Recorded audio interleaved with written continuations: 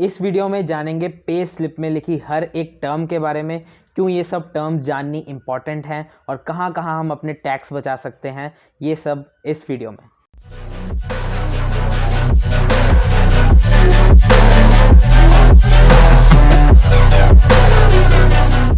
So hello everyone, welcome to my YouTube channel. तो video start करने से पहले जो भी इस चैनल पे न्यू है, don't forget to hit the subscribe button. तो पे स्लिप एक ऐसी स्लिप है जो हर महीने के एंड में हमारे हाथ में थमा दी जाती है और 50% से ज़्यादा लोगों को उस पे स्लिप में लिखी टर्म्स के बारे में पता ही नहीं होता है। अब पे स्लिप लोग तभी खोलते हैं जब फाइनेंशियल ईयर के एंड में बहुत लंबा चौड़ा टैक्स कट के बहुत ही कम पे आती है लास्ट मंथ में, और दूसरा तब खोलते हैं जब भी कोई भी अपनी कंपनी स्विच करता है और उन्हें 30% हाइक चाहिए होती है, तो तब जनरली पे स्लिप लोग देखते हैं। बट इस वीडियो में हम जानेंगे ईच एंड एवरी टर्म जो जाननी इंपॉर्टेंट है पे स्लिप को पढ़ने से पहले। तो सबसे पहले जब किसी भी कंपनी का ऑफर लेटर हमारे पास आता है तो सबसे पहली टर्म जो हमें दिखती है वो होती है CTC। अब जनरली लोगों का मानना होता है कि भाई CTC, मेरा तो 18 लाख का पैकेज लगा है तो हर महीने 18 डिवाइडेड बाई 12 1.5 लाख की सैलरी मेरे बैंक में आ जाएगी, वाह भाई वाह। बट ऐसा नहीं होता है। तो CTC stands for cost to company.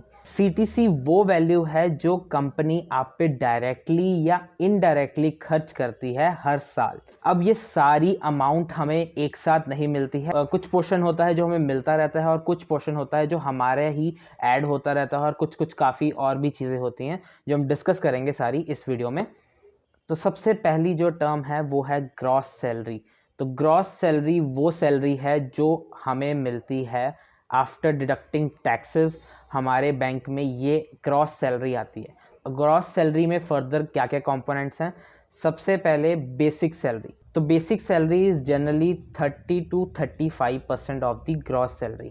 अब ये बेसिक सैलरी जितनी कम हो उतना ही अच्छा है, क्योंकि बेसिक सैलरी 100% टैक्सेबल होती है।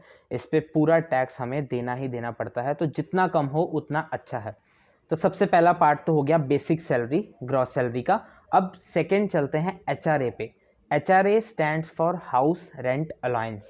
ये गवर्नमेंट ने हमें प्रोविज़न दिया हुआ है कि अगर हम कहीं पे भी रेंट पे रह रहे हैं तो जो भी अमाउंट हम रेंट दे रहे हैं उसकी रिसिप्ट शो करके हमें उस अमाउंट पे टैक्स अजम्पशन मिल सकता है।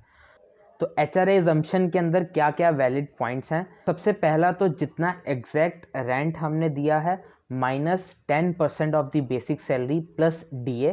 दूसरा, अगर हम किसी मेट्रो सिटी में रह रहे हैं तो 50% ऑफ द बेसिक सैलरी, और अगर हम नॉन मेट्रो सिटी में रह रहे हैं तो 40% of the basic salary. And third, जितना अमाउंट पे स्लिप में लिखा है HRA का। इन तीनों में से जिसकी भी लीस्ट वैल्यू होगी उतने HRA पे हम टैक्स अजम्पशन ले सकते हैं।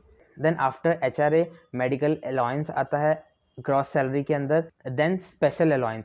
अब स्पेशल अलाउंस को जानना बहुत इंपॉर्टेंट है। स्पेशल अलाउंस के कंपोनेंट वेरी करते हैं कंपनी टू कंपनी, बट ये स्पेशल अलाउंस हमें एक प्रोविज़न दिया जा रहा है कि हम ये सब चीज़ें जो जो कंपोनेंट आ रहे हैं, अगर हम उन सब की वैल्यू शो कर दें कि इन सब पे हमने खर्चा किया है तो हमें इस पे भी टैक्स अजम्पशन मिल सकता है। एंड मंथली स्पेशल अलाउंस जो हमें मिल रहा है उस पर टैक्स कट के नहीं आ रहा है। अगर हमने फाइनेंशियल ईयर के एंड पे कोई भी प्रूफ्स नहीं दिखाए कि हमने कहाँ यूज़ किया है, क्या क्या वैल्यूज़ हमने यहाँ स्पेंड की हैं, अगर हमने नहीं दिखाए तो हमें एक्स्ट्रा टैक्स देना पड़ सकता है स्पेशल अलाउंस पे। स्पेशल अलाउंस की बहुत कैटेगरीज हैं जो कंपनी ने अपने हिसाब से रखी हुई हैं। इसमें इंटरनेट अलाउंस आ सकता है, फूड अलाउंस आ सकता है, अपने चिल्ड्रन की एजुकेशन आ सकती है, कोई हॉस्टल रेंट आ सकता है। ये सब चीज़ें स्पेशल अलाउंस में आती हैं।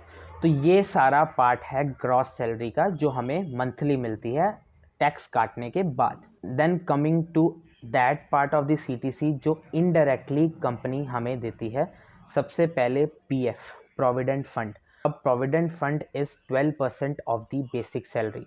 तो ये प्रोविडेंट फंड हमारी ग्रॉस सैलरी से कट के प्रोविडेंट फंड में ऐड होता है, और वही अमाउंट कंपनी भी उस प्रोविडेंट फंड में डालती है। ये अमाउंट हमारा ही है that we can avail after retirement, और अगर हमने कंपनी छोड़ दी तो उसके 3 महीने के अंदर अंदर हम अवेल कर सकते हैं। तो मेरा सजेशन तो यही होगा कि हम ये अमाउंट ना निकालें, क्योंकि इस पे 7 to 7.5% इंटरेस्ट लग के हर साल बढ़ता रहता है। और ये एक ऐसी वैल्यू है जो हमें खुद सेव करने नहीं पड़ रही है, खुद ब खुद हमारी सैलरी में से ही कट के ही हमें सैलरी आ रही है, तो हमें फील ही नहीं होता है कि हम इस पे कुछ इन्वेस्टमेंट या सेविंग्स कर रहे हैं। तो मेरा यही कहना है कि हम इसे ना निकालें तो ही बेटर है, अनलेस बहुत ज़्यादा ज़रूरी हो। Then after provident fund, gratuity. So gratuity is basically a loyalty money. ये हमें आफ्टर 5 ईयर्स ही मिलता है। अगर हम किसी कंपनी में 5 ईयर्स तक रहते हैं तो उसके बाद ही हम ग्रेचुटी लेने के लिए एलिजिबल होते हैं। अब ग्रेचुटी के बाद again the very important component of CTC is RSUs और एनी स्टॉक ऑप्शंस। इन दोनों की डिटेल वीडियोस मैंने अपने चैनल में पहले ही डाल रखी है। अगर किसी को कैलकुलेट करना है और जानना है कि हमें ये अमाउंट कब कब कैसे कैसे मिलती है तो वो जाके वीडियो चेक कर सकता है। तो ये सब चीज़ें हो गई जो हमें एग्जैक्टली मिलती हैं। अब चलते हैं कि हम कहाँ कहाँ अपना टैक्स सेव कर सकते हैं। सबसे पहले तो अगर हम कोई अपनी इन्वेस्टमेंट शो करते हैं अंडर एटीसी और एटीसीसी और एटीसीसीडी और एटीडी, तो हम 1.5 लाख तक अपना टैक्स एग्जम्पशन कर सकते हैं। अब इस 1.5 लाख में पहले ही employer contribution of PF included होता है। तो जितना भी 1.5 lakh minus employer contribution of PF, जितनी भी वो वैल्यू बचती है उतना अगर हम कहीं इन्वेस्ट या सेव कर दें और शो कर दें कि हमने इन्वेस्ट किया है या सेव किया है, तो हम इस पर भी टैक्स एग्जम्पशन ले सकते हैं। अब एटीसी और एटीडी और इन सब के अंडर क्या क्या रूल्स, क्या क्या चीज़ें आती हैं, इस सब की वीडियो भी आएगी, क्योंकि अगर मैंने इसमें डिस्कस किया तो ये वीडियो काफ़ी लंबी हो जाएगी। तो पहला टैक्स एग्जम्पशन हम ऐसे करा सकते हैं। दूसरा एचआरए।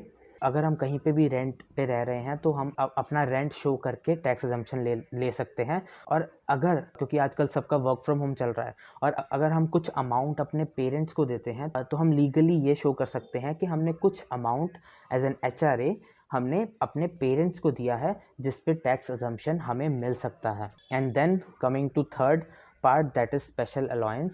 स्पेशल अलाउंस, अगर आपको स्पेशल अलाउंस के कंपोनेंट्स नहीं पता हैं कंपनी के, तो ज़रूर जानिए और देखिए कि क्या क्या चीज़ें हैं जिस पे आप अपने बिल्स शो करके टैक्स एग्जम्पशन ले सकते हैं। अगर हमने कोई भी बिल या रिसिप्ट नहीं शो की तो हमें स्पेशल अलाउंस पे tax at the end of financial year देना पड़ सकता है। तो ये सब थी detail information about pay slip. I hope अब आपको समझ आ गया है कि क्यों पे स्लिप की सारी वैल्यूज़ को जानना इंपॉर्टेंट है। सो आज की वीडियो के लिए इतना ही। Don't forget to hit the subscribe button. Thank you so much.